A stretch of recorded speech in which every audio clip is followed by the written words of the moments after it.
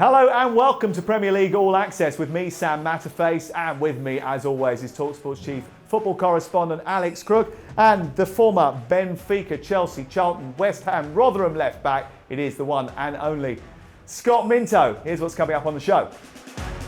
Not great for Newcastle, is it? No, it's not great for Newcastle, and it might explain why they found it so easy to get him out of AC Milan, because that transfer did come out of nowhere. The Milan fans were a little bit disappointed. Are you suggesting that AC Milan knew this was coming down the track? I think Newcastle will be asking that question. I want to see Marcus Rashford, how he played for England, playing like that for United. In a United shirt, it looks like he's not even bothered. You've been moaning about the Glazers for so long. Surely this is a step in the right direction. I think it is a step in the right direction, but I think any takeover that involves the Glazers retaining control, obviously, is not going to go down particularly well in the eyes of Manchester United supporters. It's a key period for Maurizio Pochettino, and because they haven't done so well in the fixtures that you would expect them to do well in at the beginning of the season, it heaps the pressure on them. If Everton are to get anything out of this game, I think this was the perfect timing. We know Jurgen Klopp doesn't like to be playing in a lunchtime kickoff after the Champions League. Where did you get that impression? I don't know. But He doesn't like to talk about it. International break is over. Premier League takes centre stage once again. I think it was a good international break for England. You can't argue about the fact that they've won the group and they've qualified with 2 games to spare, right? Absolutely. First of all, nice to be here. We're delighted that you've bothered to turn up. Thank you. The lighting and that. I saw Crookie doing his makeup for 3 hours, so he's looking $500,000 lira. $500,000, yeah. I noticed that he's come dressed in a faded jacket and a top that doesn't match again. Has that jacket got anything to do with you, though? Well, Sam? don't start. Brand new, this. Is it? Yeah. Oh. By the way, on the subject of international break, some of us on this panel took that a little too literally. Yes, maybe, yeah. Only 2 bones I broke during the international break. They just happened to both be in the same place. Oh dear, mate. Seeing you with that walking stick, I do hope you're okay. Look, in answer to your question, first of all, in the Australia game, I disagreed with a lot of what people said. I learned a lot, whether it be the players that can step up or the players that can't. Which was the idea, right? I thought it was a really interesting game in that sense. Not a classic, but Gareth would have learned a fair bit out of that. You don't get out much, do you? Mate, you're just looking for a 4-0. Oh, England didn't win. Oh, didn't dominate. No, honestly, there's a lot of players who stepped up, and some will say, okay, you're not quite ready at the moment. Do you fall into what Martin Samuel called this morning in the Times a nation of Eeyores? What did he mean by that? I think he probably meant that you carry around your own rain cloud and always looking for the pessimistic angle. And you're a donkey. Maybe historically, I just didn't enjoy the game. I thought it was a tough watch. You know, I watched it with the kids. They were pretty keen to go to bed. Well, let's talk about Italy. I thought Italy was much better. And I think what I take away from this international break, I watched France on the same night, destroy Scotland. I watched Spain the previous week. I think they're a long way off England and France. Obviously, I went over to Portugal to watch them beat Luxembourg recently. I think they could be a dark horse. But to play golf? England or France, you know, they're probably the 2 bookmakers' favourites, but I think they are the 2 best teams in Europe. And I think England, in a player with Jude Bellingham now, have someone who genuinely every nation in the world will fear. Look, very quickly on that, I thought it was absolutely brilliant. The Australia one, you learnt, Gareth would have learnt a lot, but actually it was all about the Italy game, and that's why the strong team, to come back from 1-0 down, Jude Bellingham, an absolute star, but for me, Harry Kane is more important. I think you can't necessarily replace Bellingham light for light, but we have great attacking players. But Harry Kane's not playing in the Euros, we're struggling. It's England and France, the 2 favourites, and there's no reason especially after that performance, but not just because of it. We should go into the Euros thinking we have an unbelievable chance. I don't want to say we're going to win it, but they should be thinking we should win it. Might not end in glory, but there's no reason now why we can't expect that it might happen because of the way they're performing. They're starting to talk like that too. They believe they can do it. Do Liverpool believe that they can be top of the pile by the end of the weekend?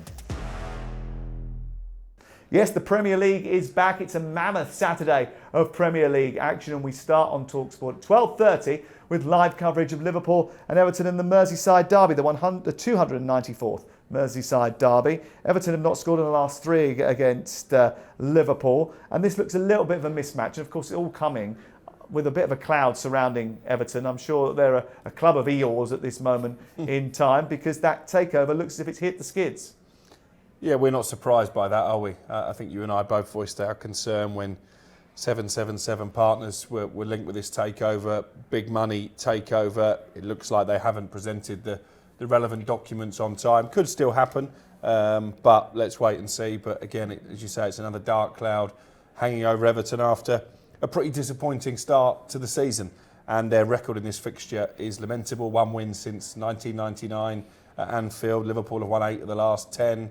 I think Liverpool have been pretty solid at the start of this season. So you would expect that Liverpool will win the game. However, they do have this habit that we've spoken about on the podcast of conceding the first goal, of falling behind and having to do it the hard way. So maybe that gives Everton a little bit of hope. Yeah, I think last time that they won at Anfield was during the lockdown period. I spoke to Carlo Ancelotti afterwards and he said it doesn't count because there was no one there. And Anfield is going to be a very different place on Saturday than it was on that particular day. And you're right to point out the head-to-head, but the gap between the two in terms of quality, I think, has got wider since the summer break. That's what I've got written down here, mate. I think the gap is absolutely massive. So actually, if Everton are to get anything out of this game, I think this is the perfect timing. We know Jurgen Klopp doesn't like to be playing at a lunchtime kick-off after a Champions League. Where did you get that impression? I don't know. But he doesn't like to talk about it. He doesn't like to talk about it. But he's not wrong. What is it, the 14th time? And the next well, I time think what's more worrying for this season is that after the September international break, they were given the 12:30. After the October international break, they were given the 12:30. And ahead of the November international break, we already know they're going to play Manchester City away from home at 12:30. But at least that's the same for both. You know, basically everyone's trying to catch Man City, and we'll come on to them in just a second. But that's the aim. So at least it's kind of there's a level playing field. But what I would say is, in terms of Liverpool, they're probably way ahead of what they expected because, you know, they had the heart of that midfield ripped out. The captain's gone. You know, vice captain's gone. Other midfielders have gone. New midfield come in. Szoboszlai has been superb. McAllister hasn't quite been as good, but I think that's because he's been playing a little bit out of position. The one, I think, problem they do have is they're still giving away chances. You talked about conceding that first goal. And maybe that's because they haven't kind of nailed down who's going to be playing in front of the back four and protecting the defence. But going forward, they have some of the best strikers in Europe, certainly in terms of a department. And the midfield, I think, is excellent. So this would be the perfect choice that Everton would have. But I think it's a comfortable Liverpool win, I really do. Liverpool 3 points off the top. If they do win, the likelihood is with their goal difference, they will end up being top before everybody else kicks off on Saturday afternoon. Are they genuine title contenders? We've sort of said before that we think that they're in the race. Are we now sort of pretty certain they're going to be? I think if they can stop giving away chances, stop giving away early goals, then they've got a tremendous opportunity to be part of the conversation. I think you have to be impressed with how quickly Jurgen Klopp has turned it around following that summer rebuild. I think you also have to be impressed with how well Mo Salah has managed to shut out the noise over that possible move to Saudi Arabia. He looks as good as ever. So yeah, I think he's providing a lot more chances and assisting a lot more again. He was a goal scorer for a long time, but he's creating more. He is. And I think bearing in mind they're not in the Champions League, okay, they're playing in the Europa League, but it's not their priority. They can afford maybe to rest players in that competition. I think they look nailed on for a place in the top four, and I think therefore you have to say they're in the race. So 2 wins in the last 3 for Everton. I mean, let's just say they don't get anything from this game. Let's be honest, it's unlikely, it doesn't look like it. Are they still on the right road to keeping themselves away from the relegation zone? The recent results and performances have probably shown that, but you just never know with Everton, do you? No. You know, they can take 1 step forward and then 2 back. And I think the Luton game really is probably the perfect example of that, where you're thinking, right, you've had a couple of really good results, kick on, especially against a team that's going to be down there, and they don't. I think James Garner's been a big player for them. I thought it was a really good goal, and the body language he showed in the goal as well, really sort of positive against Bournemouth. Yeah. And I think that was a really important win after losing to Luton to beat a team like Bournemouth who are struggling themselves. But also adding goals from different areas as well, like Jack Harrison scoring. I know there was a mistake by the goalkeeper. Even Garner's goal comes from a bit of a mistake in the build-up to it. Yeah, but they made that mistake happen. Exactly. You know, so I think what it is, it's the weight of the pressure. And if Sean Dyche is able to try and somehow take that pressure off and they just go on a little bit of a roll, I think they're capable of getting away from it. I wouldn't say at the moment that they're out of it by any stretch of the imagination, but 1 step forward and no steps back. Are we all now au fait with XG? Are you happier with XG now that Sean Dyche has adopted it? No, even you could ignore it now, right? I've started to pay a bit more attention Good. even before him, to be fair. But it's been a couple of years I've been trying to get you into it. Us two dinosaurs are now clearly on the same wavelength. Just about. I wonder if you're on the same wavelength as the Manchester United fans you tend to try and be. They take on Sheffield United live on talkSPORT, 8 o'clock on Saturday night. What's the latest on the takeover? It's not a takeover, is it? What's the latest on an investment?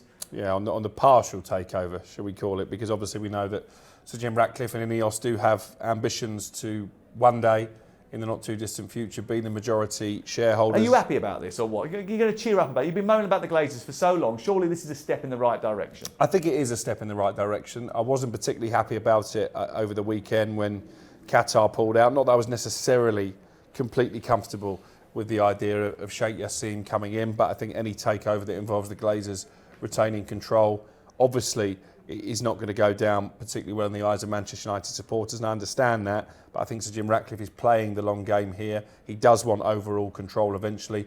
Initially, he wants to be in charge of the football department. I think Richard Murtagh... Is that going to happen? John Murtagh and Richard Arnold could be in trouble. I think that's going to be a key stumbling block in negotiations. And I think, actually, the Glazers might be quite happy for him to oversee the football department, because that's not really been the department they've been massively interested in during their tenure. They're more interested in the commercial deals, which you have to say they're very successful at. That's not a part of the business that is failing. So I think if it is to happen, there's a board meeting obviously on Thursday. It's not guaranteed there'll be a vote on this proposal. In fact, probably there won't be a vote yet. Even once it is all agreed at board level, it's still going to take several weeks for the Premier League to ratify it. So it's not going to be an overnight fix. And even if he's in situ by January, they still can't splash the cash, United, because they're still operating under the same FFP restraints. They don't necessarily usually do that anyway, do they? But Erik ten Hag, how's his position now? Because there were reports last week, there's a little bit of impatience amongst the board. I mean, I must admit, with all the other instability around the club, I think it would be a major mistake now to try and rip up a transfer process which has basically been an investment in his judgment at this juncture. Is he under any pressure? Not from what I'm told. Obviously, I reached out to sources close to United a few weeks ago when they were struggling before they picked up that win Ratcliffe takes over against Brentford, and was told that his position wasn't under review. And from what we understand, Sir Jim Ratcliffe is prioritising other areas of the management structure at this moment in time rather than the man in the dugout. But clearly, if the poor run of form was to continue and you've got somebody on the board who's now in charge of the footballing decisions, he might have a different viewpoint. But at the moment, I don't see it's a problem for Erik ten Hag. Manchester United won their last match in dramatic circumstances against Brentford. Are we expecting this to be a little bit less dramatic against Sheffield United? Look, you would think so, wouldn't you? I think it's a game that, Man United need to be winning and winning pretty comfortably to actually start to turn around not just from Ten Hag, but what's going on off the field as well as on the field. But on the field, all Ten Hag can do is control the controllables, and he's having problems with certain players. We know about that. I want to see Marcus Rashford, how he played for England, playing like that for United. He still didn't track back in the first half, though. No, he didn't, and the goal came from that. But I don't think that was from a lack of trying. That was just because he's not sort of used to it, and there is a difference. I'd much rather someone make a mistake because they tried, but they didn't quite know how. And look, you show a bit of video analysis. Do this next time. In a United shirt, it looks like he's not even bothered. So he's certainly got to try and get this. I would, if I were a United player right now, I'd be looking at this and saying, look, obviously get the game won first, but let's try and put in a really good performance, score 3 or 4. And I feel sorry for Sheffield United. I feel sorry for Paul Heckingbottom. He's had the heart ripped out. I think in Jaya, people, you can't believe, not just in terms of how good he was going forward, but the pressing that he was doing last season as well, how much they're missing him. And it all happened so late, there was no time to be able to replace him or look for alternatives. Absolutely, and the players that are bought in are perhaps bought for the future when they need them for the here and now. Yeah. And I do worry for Paul Heckingbottom. I think almost any manager in the world wouldn't have kept Sheffield United or won't keep Sheffield United up. So what do you mean by you're worried for him? I'm worried for him that the owners will say, well, it looks like we're going down, we've got to be seen to be doing something, or I want to do something, and he'll lose his job, which I think would be very, very hard. He has survived another international break. Historically, this international break is one where managers can lose their jobs. It's happened quite a lot in the EFL. Will he survive until the next international break? I think he's going to need to put some points on the board. But this is a massive week for Manchester United. Huge. Copenhagen in the Champions League on Tuesday. That massive game, the big hitters of European football. No, but they have to win that game, or they're out the Champions League before the competition's even started. Yeah. And then, of course, the Sunday session comes live from Old Trafford for a Manchester derby. So this is a pivotal week. I was pleased to see Rashford get on the score sheet against Italy. Hopefully that will do his confidence the world of good. Højlund scored again, despite being kicked off the pitch by all accounts in their game against San Marino. So maybe there are a few reasons to be positive. And Mason Mount's been fully rested as well for this international break. Great. Manchester United have lost 5 of their last 8 games. Sheffield United yet to win a game. Could that change this weekend? We'll find out. What's going to happen at Stamford Bridge? Because Arsenal, hold on a second, the odds suggest that they're not big favourites for this game. Why not? We were looking at the odds prior to the start of this podcast, and Arsenal odds against for a game against Chelsea, which seems ridiculous, bearing in mind Chelsea have won 2 games at home this season, one of them against Wimbledon, and the other one was against Luton Town. And Brighton, don't forget Brighton. Oh, yes, sorry, they beat Brighton. That's 3 games. Yeah. Wow. Hold on. Maybe I've got to the root of the issue. Is there a reason to be optimistic about Chelsea? I think so with Chelsea, and don't forget the Burnley performance as well, away from home. That was away from home, though. Away from home, yeah. But still, I thought Raheem Sterling was superb. Nicholas Jackson, I think there's Brozier and Jackson. Jackson, for me, I've always said... Broya. Broya. Got to get it right. Broya, okay, let's get it right. I'm really pleased that at least there's a bit of sort of strength in depth up front, so Jackson can be taken off if it's not quite happening. Yeah. But Jackson for me is a player. And look, I've said all along, almost all the players, all the games they've played in this season, over the 90 minutes, they've been the better side. Absolutely. They've created chances, they just haven't scored the goals. But this is another step up, and it's actually the next 5 or 6 games for Chelsea. Very, very difficult indeed. This is a big run, isn't it? Because you've got the likes of City, Newcastle, Brighton, Manchester United and Tottenham all coming after they play Brentford in the next game after this one. It's a key period for Maurizio Pochettino. And because they haven't done so well in the fixtures that you would expect them to do well in at the beginning of the season, it heaps the pressure on them. Now, I've been a bit facetious about Chelsea's quality because I've dampened my expectations now. My pessimism has kicked in. But actually, I think Scott's right. You an Eeyore? I have been a bit of an Chelsea? Eeyore about Chelsea, but not Okay. too much because I've sort of been a bit sort of phlegmatic about it rather than pessimistic. However, I think they have started to play a little bit better and they have been in matches, but this is a whole different level playing against Arsenal. I mean, Arsenal, look, they played so well against Manchester City. If they play with the same sort of concentration against Chelsea, then this is a 3 points for them for the 4th time in a row at Stamford Bridge. And their away record is imperious this season as well. They've not conceded a goal yet, let alone drop a point on their travels. So, yeah, I think this is a big step up in the calibre of opponent. In some ways, maybe the international break didn't come at a great time for Arsenal. Okay, it might give them the opportunity to get Bukayo Saka fit, but after beating Man City, we were there. It was, very pumped up at the stadium. The fans came out, I think, with real belief. They probably will have wanted another game quickly on the horizon. They've had to wait for a couple of weeks. But as you say, if they pick up in this game where they left off in that one, I just don't think Chelsea have the quality to match them. They have the quality, but they don't have the consistency and they don't have the clinical finishing. Man for man, how many Chelsea players get in that Arsenal team? Chelsea as a team, as I say, pretty much every game they've played, it is a step up, don't get me wrong. And it's an important game for Arsenal to make a statement as well. That Are you talking about potential quality or actual quality? Which Chelsea players would Mikel Arteta take at this moment in time? But it's not a question of who gets in, how many Arsenal. Of course, there's more Arsenal players. What I'm saying is, Chelsea in pretty much every game they've played so far this season have been in it. Have been more than in it. They've been the better side, I think, in most of them. I even go back to the first game of the season against Liverpool, and Liverpool are doing well at the moment. The West Ham game that you were at, they were a better team. And the West Ham game, they were much better. They were still better. Forest played it, tactics absolutely spot on, but they had the chances to, at the very least, equalise, if not win the game. But you're right, this is a step up.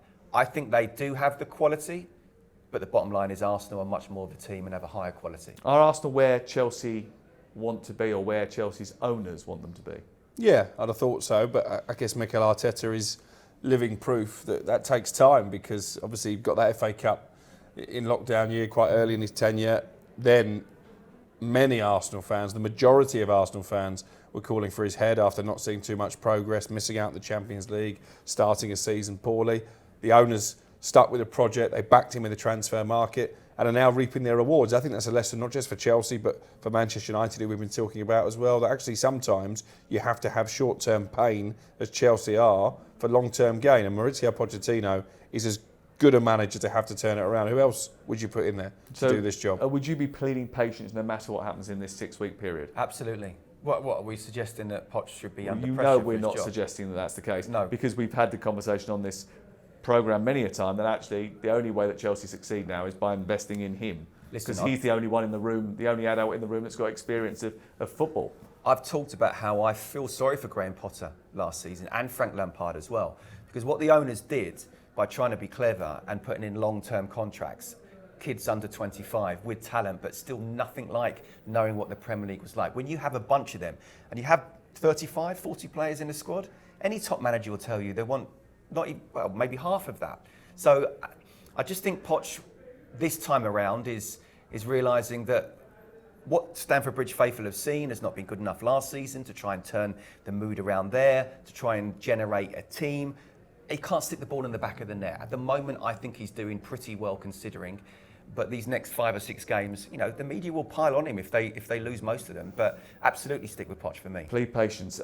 Chelsea have bought a building in the international break, haven't they? They've bought the Stoll Mansions behind Stamford Bridge, which gives them an extra acre. If you look at the map of where it is, it means that they'll be able to just maybe tilt the pitch round the other way and build bigger if they decide that's the right thing to do. Are you an advocate of them staying at Stamford Bridge no matter what? Oh, I'd love them to stay at Stamford Bridge if they can. We know that Roman Abramovich looked at it and struggled to find a way.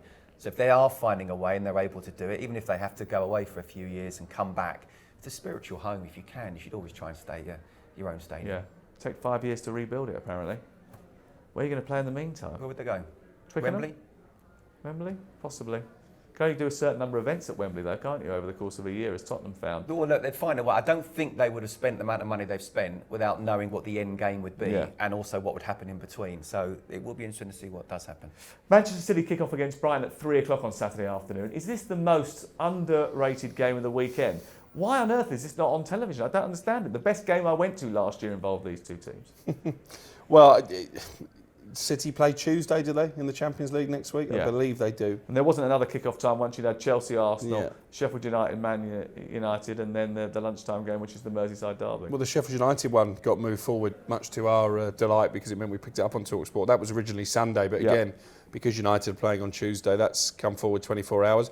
But I see what you're saying. This is a really intriguing fixture for me. I've seen City's last 2 performances. I was pretty underwhelmed, to be honest. I think Arsenal were worthy winners in the end, and City were probably worse than they were at Arsenal against Wolves in their previous game. Obviously, they've missed Rodri. Haaland has been very quiet in the last couple of weeks, and it just feels to me like City have lost a little bit of that intensity and that drive that drove them to the treble last season. And you don't want to be coming up against Brighton if you're not quite firing. Yes, and they themselves have said they're not quite firing and they're struggling to deal with the increased number of fixtures, but they are averaging almost 2.7 goals a game this season. Can Rodri stem that flow? Does his return make all the difference? Well, I think it makes a big difference. I really do. And I think the fact that it's shown what's happened with him out the side. Is that a worry? Yeah, that you rely on one person so much. You know, it's interesting that Kevin De Bruyne was out and yet they were going, you know, still winning games. What does make me laugh is that 6 wins out of 6 and everyone's saying, you know, English football's dominated by one team. When you say everyone, you mean him? Well, no, more than him. More than him. Back-to-back defeats. And it's all over. And suddenly, you know, where's City gone and Haaland's gone, and it's like, come on. So what you're saying, he's not the only flip-flopper in the world? He is the biggest flip-flopper in the world, let's just say that. But look, there are ups and downs in a season, and City, again, if you remember, I did say it's not the start of the season, it's from the September international, where you have the internationals and then the Champions League games, up until Christmas. Then we see more. And then we'll see if they are going to drop, that's when it'll be. That's what we've seen so far. If they're still level or even a point or two ahead by Christmas, I'm sorry, I do believe they'll kick on. So it's time now for the teams like Arsenal and Liverpool to really try and nail it. That was a long-winded way of saying I was right by Scott Minto. What, like you on White and Jordan? Listen, we won't go there. Don't embarrass Simon any further. Brighton have beaten Manchester United and Newcastle, but they haven't kept a clean sheet. Is that the only thing that's stopping them from making a challenge for the Champions League?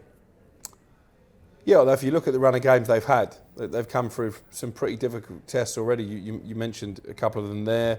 Obviously, the defeats. Aston Villa was a little bit of an anomaly. It wasn't really a 6-1 game. They had a couple of decisions that didn't go their way. They lost 3-1, I think it was, at home to West Ham in a match when actually they dominated and just didn't take their chances. But I do think De Zerbi has made a little bit of a rod for his own back when it comes to conceding goals because he keeps changing the defence. He changes the goalkeeper on a regular basis. I know They're trying to find a way to balance Europe on a Thursday night with their Premier League commitments. But I think he needs to settle on his best team, certainly in the Premier League, and not regularly make as many changes as he does. Why? Because I think it disrupts the squad. You know, I think certainly in the goalkeeper position, and we've had this debate from members of staff at Brighton who haven't got a problem with it, but you need to know who your number one goalkeeper is. Scott has been a defender of some standing in the Premier League. You wouldn't have wanted a different goalkeeper behind you every other week. You're being complimentary now because you want me to back up what you're saying. Absolutely. You noticed that tactic. Eh? I was surprised he didn't touch your knee at the same time. No, look, you're absolutely spot on, especially in terms of goalkeeping. And what I've said about, Mikel Arteta, I just don't see the one-on-one. Two number ones, and we're seeing that now. David Raya is the number one.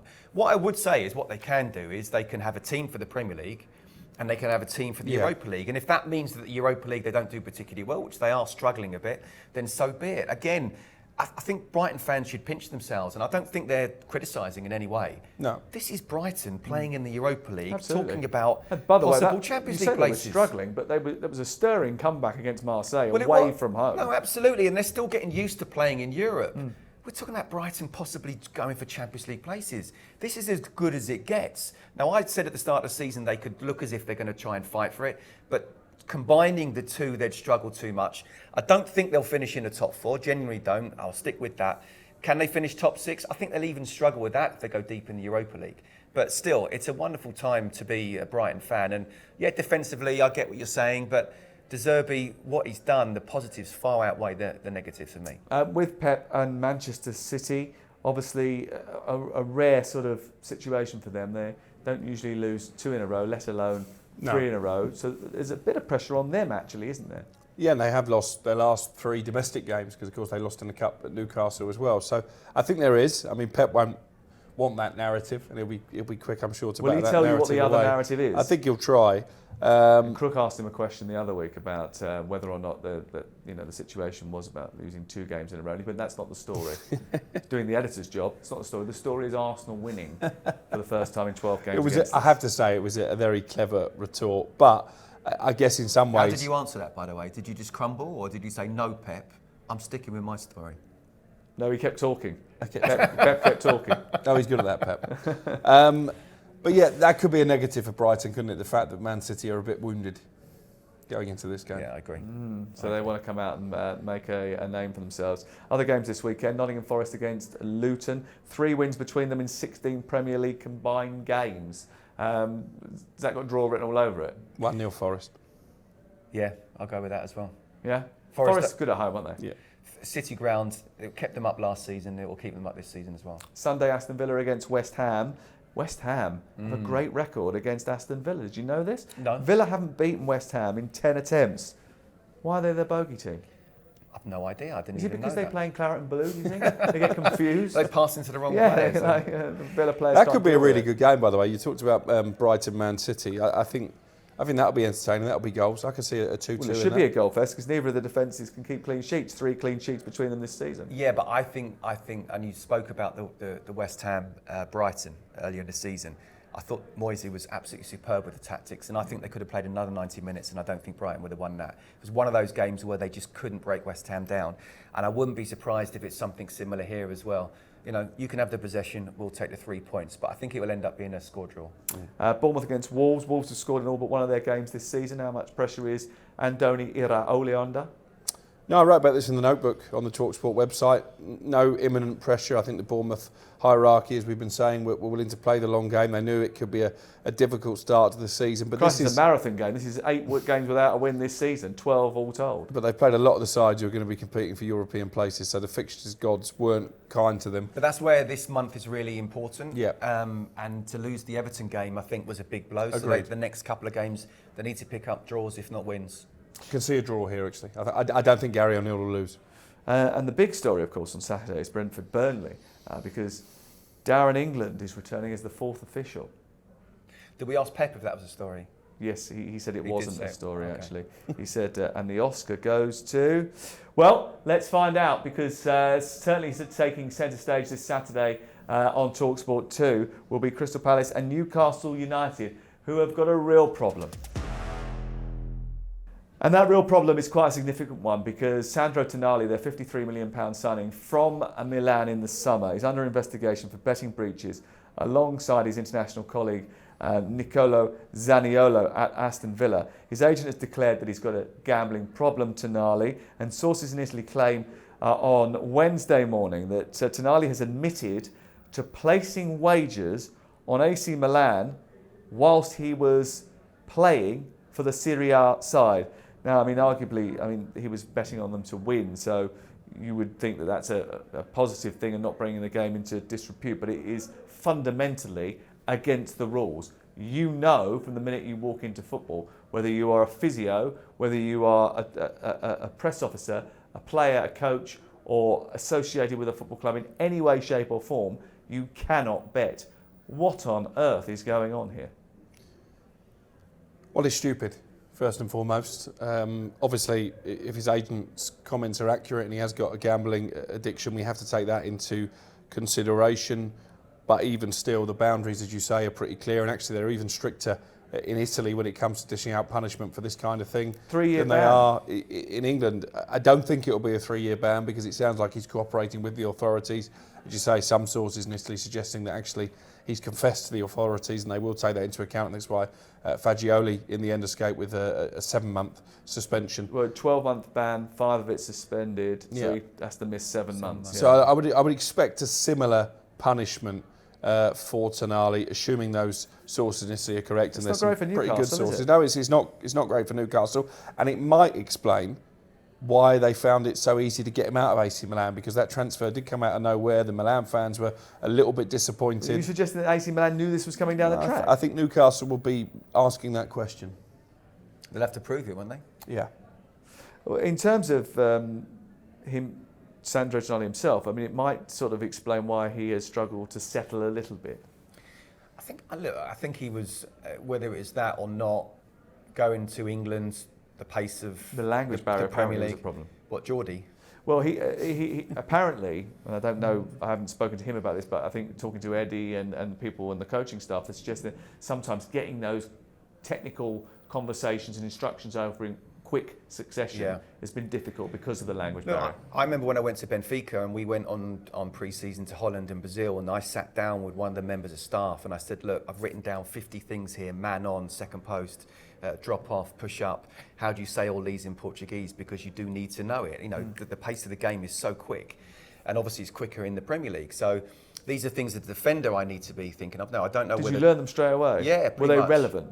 Yeah, absolutely. Okay, and Relevant to the game. Did you then turn around and go, right, I know I need to learn the language immediately and take steps to address that? Well, I've always liked languages.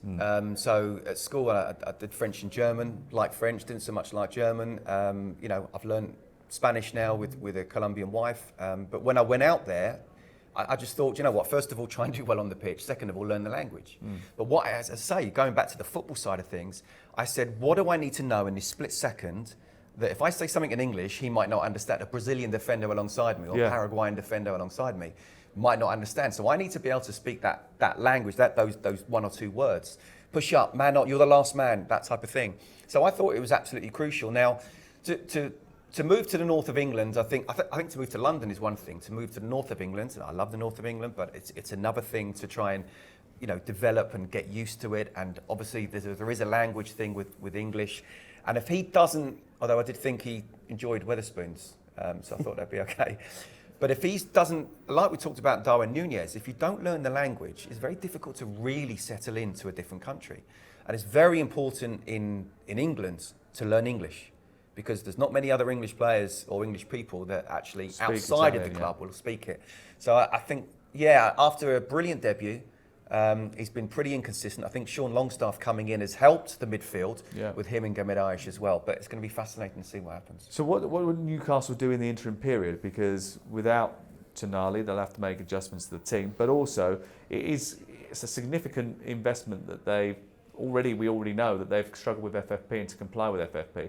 Do they need to replace him in January? And is that a possibility, bearing in mind those restrictions? I think it's difficult. I think you'll find they're already pretty much on the borderline when it comes to FFP. So I don't see another £52 million outlay, that's for sure. I think in the short term he might play against Palace at the weekend, depending how quickly he's punished Fagioli's ban has already been given. It has. So that was quick and quite swift, wasn't it? Yes. So if he's now admitted to doing it, you would expect that to happen pretty quickly too, right? You'd have thought so. But I've got to say, Newcastle are remaining pretty tight-lipped. Eddie Howe, I think, will speak to the media probably on Friday. He was supposed to speak to the media today to someone, and he didn't come on the programme because there was an issue. But it wasn't. It was. We agreed not to do it as a result of that. Yeah, fair enough. Very difficult for him to sort of discuss those. Yeah, but he's issues. going to have to answer the questions sooner or later, and he's going to have to do it on Friday. Probably, He is, but in maybe his they're press conference. waiting until the outcome has already been released, which may well end up being the case by Friday. I'm told at the moment they're treating Tonali quite sympathetically. I think they arranged a private aircraft to bring him home. He was back at the training ground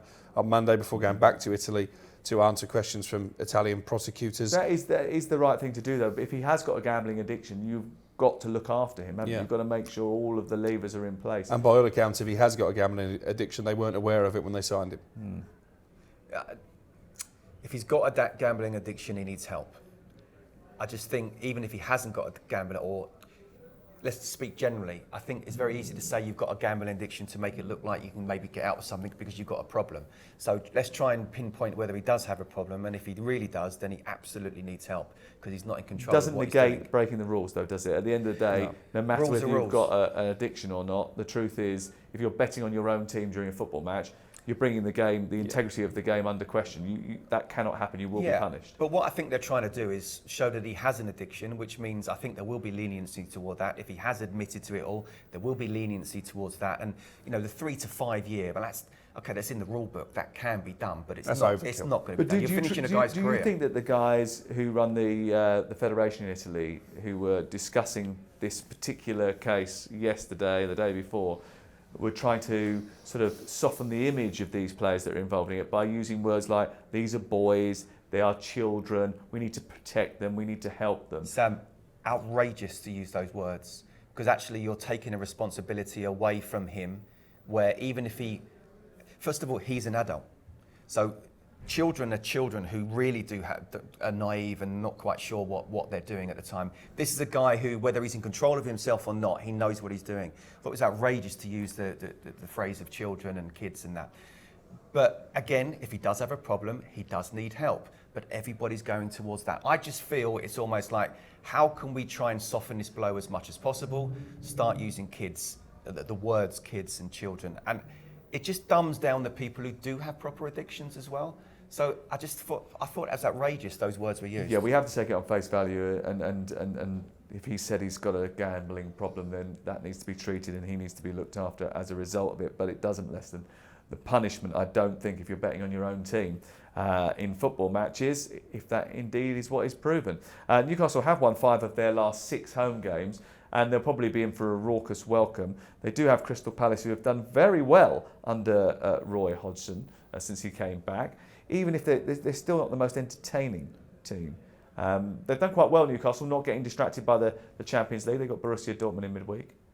Yeah, they have, but I think this is a tricky game before that European tie, because Crystal Palace, they are what you'd expect them to be under Roy Hodgson. Defensively resolute, difficult side to play against. They proved that with their win at Old Trafford a few weeks ago.